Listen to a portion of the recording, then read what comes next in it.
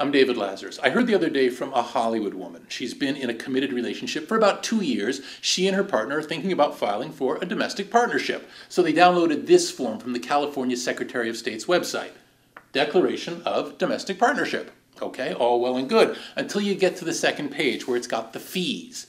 The fee for filing form, $10. For same-sex partners, an additional $23 fee must be paid at the time of filing the form for a total of $33. And that's all it says about that. The woman who contacted me said, "What's up with that? Isn't that unfair and even discriminatory? After all, straight couples filing for a domestic partnership, and they do, don't have to pay this fee."